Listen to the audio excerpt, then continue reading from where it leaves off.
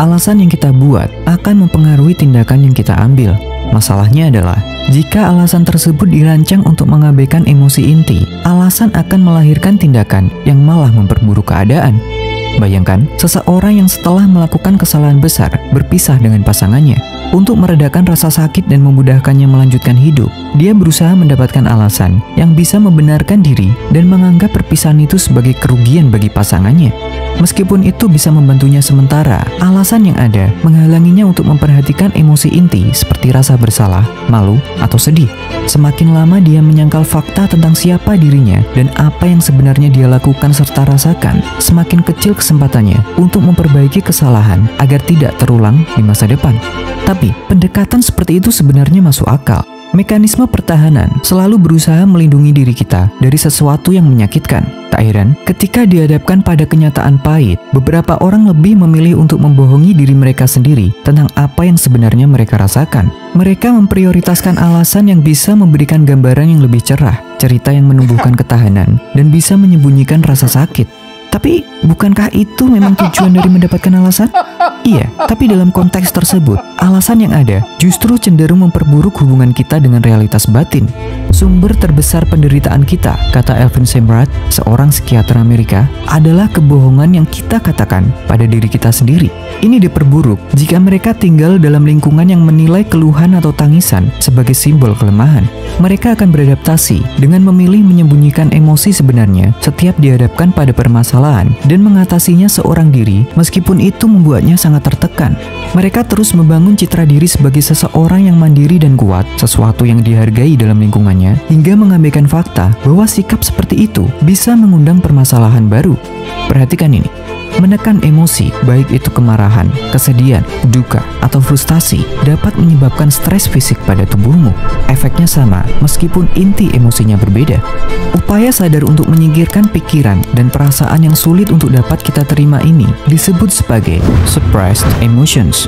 Selama kamu menyimpan rahasia dan menyembunyikan informasi, pada dasarnya kamu berperang dengan dirimu sendiri.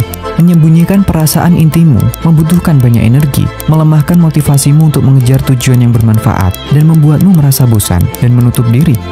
Jadi, bagaimana kita bisa mendapatkan alasan yang tidak memperburuk hidup kita dalam jangka panjang? Jawabannya klise, tapi esensial dalam menjaga kualitas hidup kita. Ini dimulai dari kesadaran diri, kemampuan untuk melihat diri kita sendiri secara jelas, dan memahami bagaimana dunia luar bekerja. Dengan kedua hal itu, kita bisa mengambil tindakan yang benar-benar kita butuhkan. Salah satunya adalah kebutuhan mengekspresikan emosi kita kepada orang lain, seperti kepada teman yang kita percaya, terapis profesional, komunitas, dan lain-lain. Inilah kenapa di episode pertama kita membahas tentang pentingnya sebuah hubungan. Karena bagaimanapun, kita membutuhkan orang lain yang mampu mendengar dan melihat siapa diri kita ketika dihadapkan pada situasi apapun. Seseorang yang memberi perasaan bahwa kita penting bagi mereka. Seseorang yang bisa menghadirkan perasaan lebih aman dan pikiran yang lebih tenang dalam usaha kita mengenali diri sendiri lebih dalam. Meskipun tidak langsung menyelesaikan masalah, meskipun tidak langsung mengubah perasaan kita, kejujuran di tempat, waktu, dan dengan orang yang tepat bisa membuat kita tidak menyerah pada perasaan yang tidak nyaman dan memungkinkan kita mendapatkan alasan yang sehat, alasan yang tidak membuat kita membohongi diri sendiri.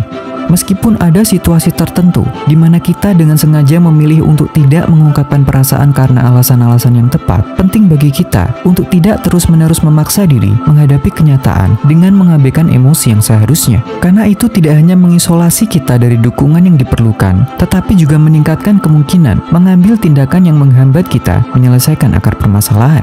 Kabar buruknya, meskipun hubungan sosial yang baik membantu kita mendapatkan alasan yang sehat, itu tidak menjamin kepuasan kita terhadap alasan tersebut. Jika kita masih belum mendapatkan alasan yang sesuai, adakah cara alternatif yang bisa membantu kita menghadapi realitas kehidupan yang pahit?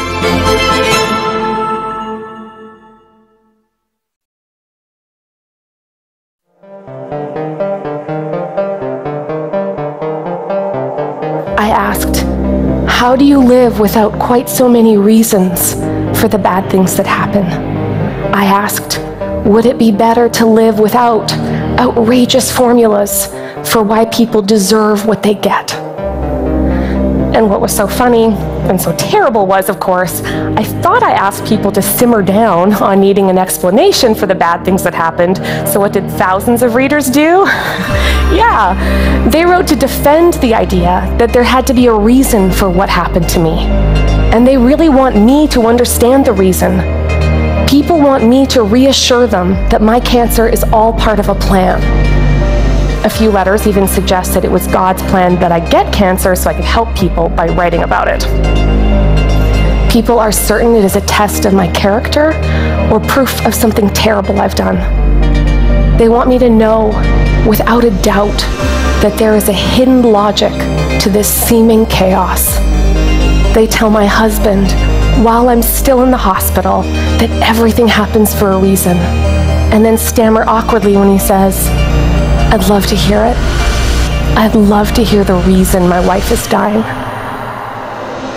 Bagi seseorang yang mencari, yang mendapatkan alasan sesuai dengan apa yang diajarkan oleh budaya, agama, atau orang tua, sangat kecil kemungkinan untuk mengalami apa yang dialami Kate Bowler.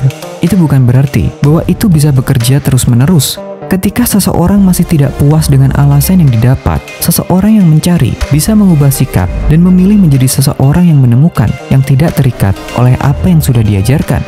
Mereka berpikir bahwa ini saatnya melihat sesuatu dari sudut pandang yang berbeda, dengan pertanyaan yang berbeda, meskipun proses mendapatkan alasan menjadi tugas yang tidak mudah.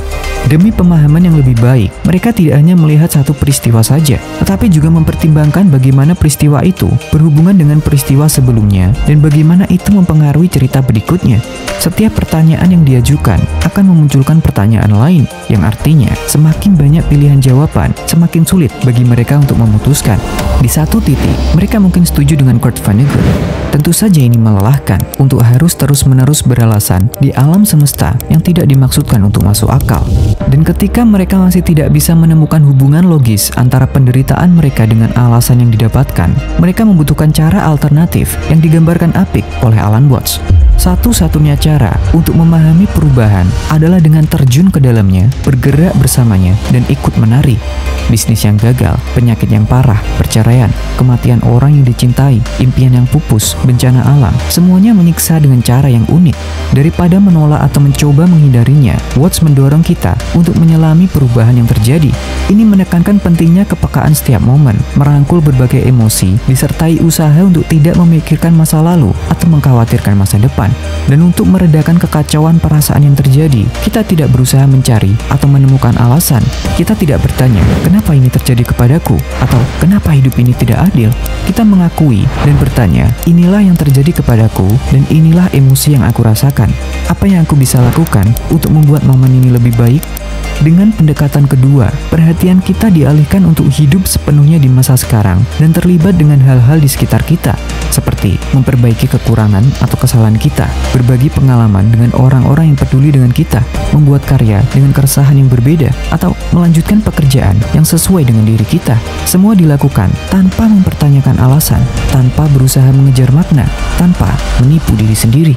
Kita menerima apa yang terjadi dan berusaha melanjutkan hidup dengan menikmati apa yang bisa dinikmati. Itu sudah cukup.